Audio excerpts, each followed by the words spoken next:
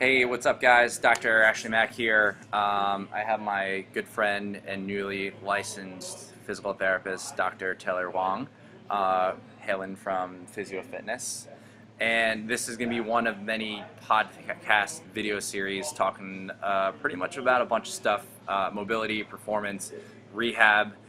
So keep your eyes peeled for some more videos. But today I wanted to talk a little bit more and share our opinions a little bit more on the differences between training and competition and how you can approach it as not just a CrossFit athlete, because the majority of people I do work with are CrossFit athletes, but then also just on a sports performance basis as well. Regardless if you're a soccer player, a swimmer, a baseball player, anything else like that, we want to be able to kind of just highlight the differences between understanding what training is and what competition is as well. So for starters, let's just, because we're going to be talking about training and competition a lot, it would be a good idea for us to define what each of them is. And I'm going to grab this trusty sheet of paper, trusty old Merriam-Webster's dictionary. I'm on the wrong page actually, so give me 1 second. I think it was the last page. Oh, it's the last page. Yeah, Oh, right okay. there. This one? No. This one. Oh, okay. All right, so Merriam and Webster said that training is a process by which someone is taught the skills that are needed for an art, profession, or a job, or for more a sports standpoint, the process by which an athlete prepares for competition by exercising, practicing, etc. So you want to add a little bit more about training? So training is basically, to my understanding, preparing your body to adapt to whatever environment that's to come or what you're preparing for. So, it's a process of like forcing adaptation to your body so that when the situation actually comes, your body will know exactly what to do. So when that situation comes, specifically on like a sports standpoint, we can talk about the aspect of competition. So I know that there are a lot of different articles and podcasts talking about the differences between training and exercise, specifically the one that was just most recently posted by Barbell Shrugged. Fantastic podcast, by the way. But today is not us telling you a little bit more about what exercise is. It's more so just trying to address training itself. So going on, what exactly is competition? Again, Merriam-Webster has said it's the act or process of trying to get or to win something, such as a prize or a high level of success. That someone else is also trying to get or win, or also, they also say the act or process of competing. So pretty much, we're testing those skills and seeing that if your skills either match up to the person right next to you or just whoever else is in the world doing the same exact skill. Yeah. So, competition basically, to me, everything you said was very right. Also, it's basically the result of all your practices and training and how that comes down to game day, right? So, like, under all the pressure, are you able to still show your skills, still show what you've done with all your training and all your practice? Yeah, and going along the lines of that, you often hear people talk about practice makes perfect, but the other phrase, which is going to be really important, is that you have to practice perfectly. Now, we're both physical therapists. We both work with athletic populations, and the majority of the athletes that we see, primarily for me, CrossFit athletes, like a mix of runners and everything. The majority of these athletes actually get hurt during training sessions, and that is something that needs to be addressed. Now, there are many facets involved in the injury itself, but one thing that we wanted to look at was what is happening in the training routine itself. There's definitely a lot of different methods out there in regards to what is the best way to have your swimmers swim faster, what's the best way to get your powerlifting athletes to lift heavier weight.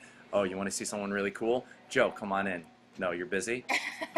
Is he This is Joe with the beard. Okay. Beard. Sweet.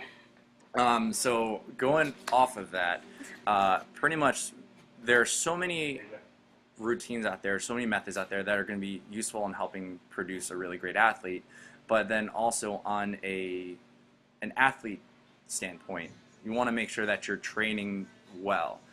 You want to make sure that you're doing things correctly, so then that way you can actually afford to be able to make those small form errors like out in competition. So say, for example, coming off of swimming, all of us in age group swimming were taught that with freestyle and cross stroke, you should be breathing every 3 strokes. And the reason we do that is so that you could be more symmetrical. And being symmetrical is going to be key to help prevent injury and also to help you. You guys can hear the grunts. There's a training session going on right there. He's becoming a better athlete.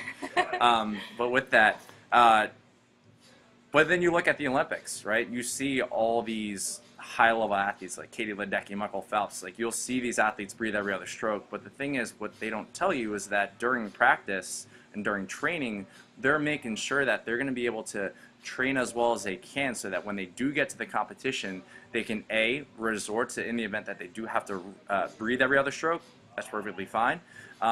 Versus, say, for example, if they were breathing every other stroke in practice itself, it would have really beat up their shoulders. So being able to just give yourself the opportunity to do well during practice is going to be really important in regards to developing your skills. And so with Taylor, her background is with Strong First and FRC, awesome certs. But she also has some good takes on like what training should constitute. So I've trained really hard for my Strong First level 1, and I'm training currently for my level 2. And the thing is, there's a specific way of training in regards to how many times you do a specific movement per week so that your skills level increases rather than just practicing it once a week. As Ashley said, I'm also FRC certified, and I admire Dr. Spina. He talks about movement a lot, and it changed my view on movement indefinitely. He talks about movement as them being stored as movements are indefinite.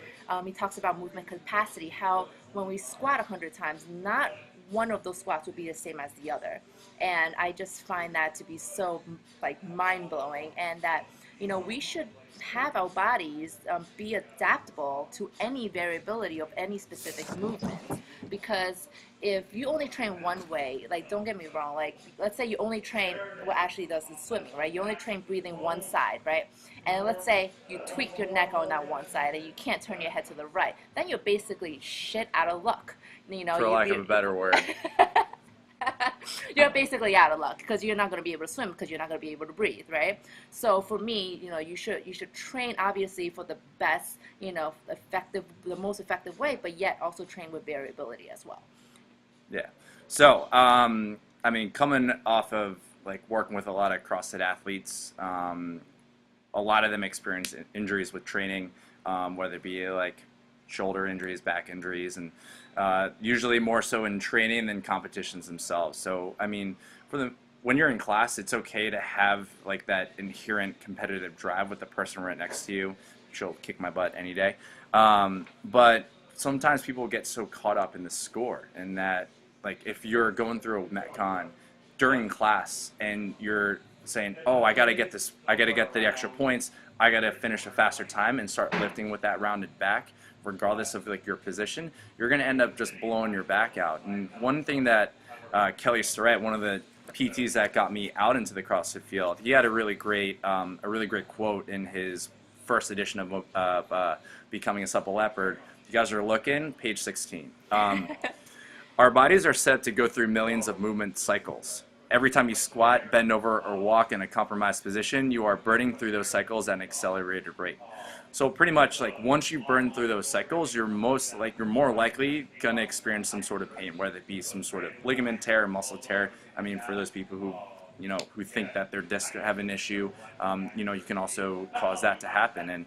And regardless of whether it be CrossFit, whether it be kettlebell training, Strong First, whether it be even just swimming, soccer, baseball, if you're not training the way that you should be training, as in if you're not training in the right positions, you're going to just blow out your tissues. You're going to just wreck yourself before actually even competition happens.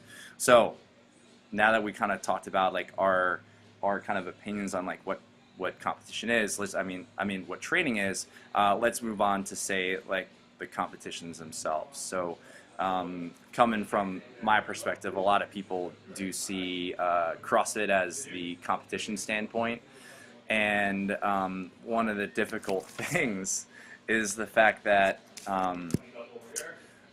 as you guys saw in the CrossFit Games, Dave Castro announces the CrossFit WOD right before the event starts to happen. So trying to program, hold on one second.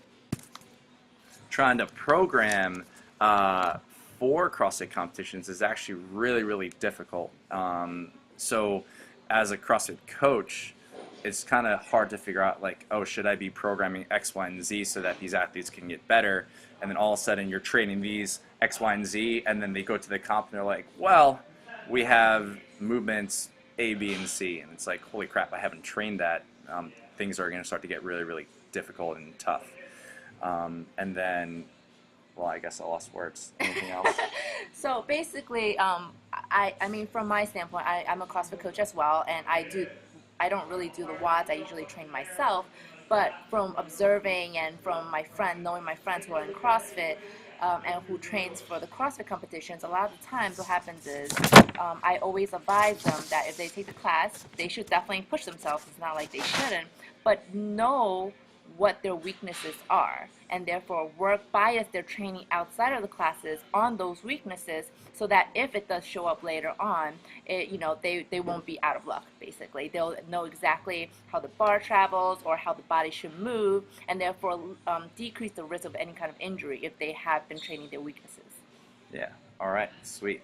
So I guess this is gonna be like one of many videos that we're gonna be putting out there. I guess we're going to try to give it try to call it 2 PTs, 2 mics, 1 vision, but the name might change. But anyway, kind of like the biggest consensus along the lines of training and competition is pretty much just keep training, try to keep training in the training session itself, train well, practice perfectly. But then also, like, if you're going to compete. Like, you're going to be able to afford, like, if you're training the right way, your body is going to afford having to lose position on occasion. And if you're doing things well, you're not going to blow your back out or something like that. So I guess if I had to sum it up, or kind of like all in all, for lack of a better word, like, don't train like an asshole. Have an intention in getting better from your training session, rather than just getting worn out and just being like, ooh, I dodged a bullet, didn't get hurt today.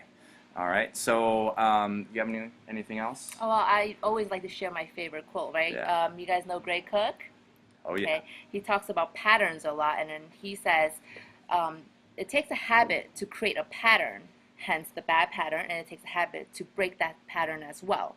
So don't create a bad pattern, is basically what he's saying. So if your movement is, could be improved, improve it. Don't repeat it, because repeat will make a pattern. Okay. Repetition, rather. So, patterns, training, competition, you do it right, you should be good to go, and you might not have to see any of us to get rehab from an injury. So, Taylor Huang, new doctor, she just passed her boards, so give her congratulations on Facebook.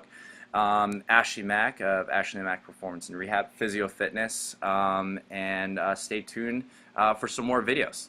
Thank you.